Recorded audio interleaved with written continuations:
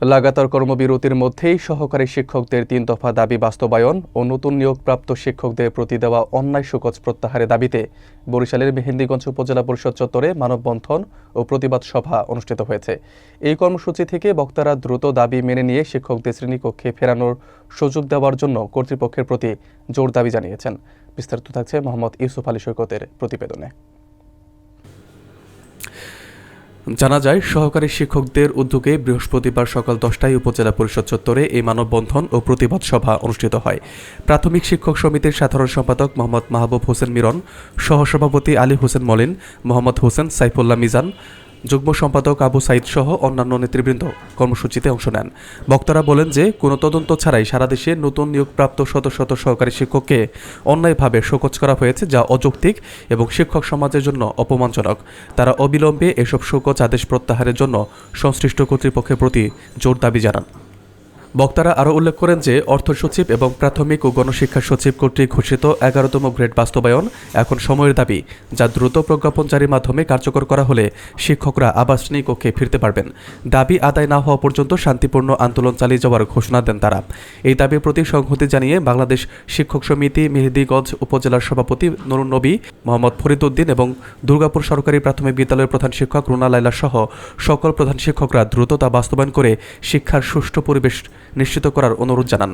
মানববন্ধন শেষে শিক্ষকরা শিক্ষা অফিসার মোহাম্মদ মইনুল ইসলাম এর মাধ্যমে মহাপরিচালক বরাবর স্মারকলিপি প্রদান করেন।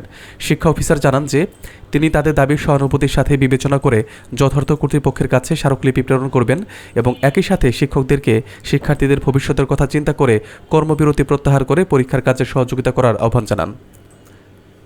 একটা কথা আছে, দুধ শিশু কাঁদলে মা দুধ দেয়, না কাঁদলে দেয় না।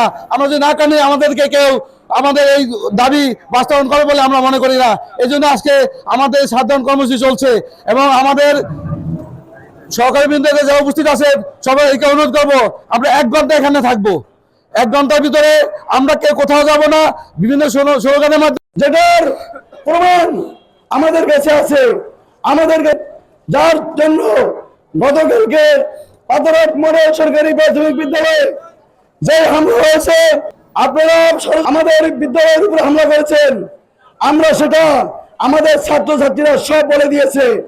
ছাত্রছাত্রীরা বলেছে আপনারা কিভাবে উস্কানি দিয়ে আমাদের বিদ্যালয়ের তালা ভেঙেছেন, বিদ্যালয়ের কক্ষের বেঞ্চ ভেঙেছেন, দরজা ভেঙেছেন। আমরা সবকিছু প্রমাণাদি পেয়েছি।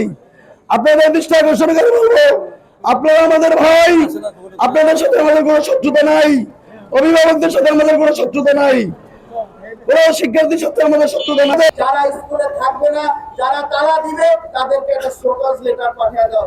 এটা যদি বাংলাদেশে প্রাথমিক শিক্ষা ব্যবস্থার সমস্যার সমাধান হয়, তাহলে আপনি সারা বাংলাদেশের যত প্রাথমিক সরকারি বিদ্যালয়কে আমাদের প্রাথমিক উপজেলা প্রাথমিক শিক্ষা বিষয় জনাব মইনুল ইসলাম সাহেব আপনাদের উদ্দেশ্যে কিছু জনগণকে কথা বলবেন। আপনারা আশা রাখি আপনার তার কথাগুলো যথেষ্ট গুরুত্বের সাথে উদ্ভাবন করবেন। ধন্যবাদ সকলকে। আজকে আপনারা আপনাদের 11তম দাবির পরিস্থিতিতে উপজেলা শিক্ষা অফিসে আপনাদের কর্মসূচির অংশ হিসাবে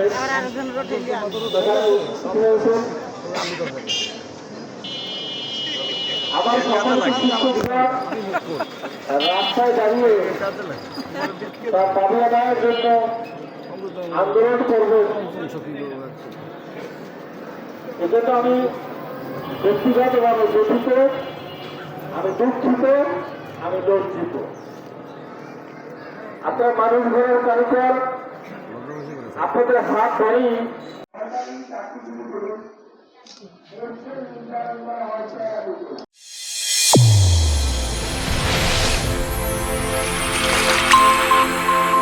চ্যানেল A1 হৃদয়ের স্পন্দন।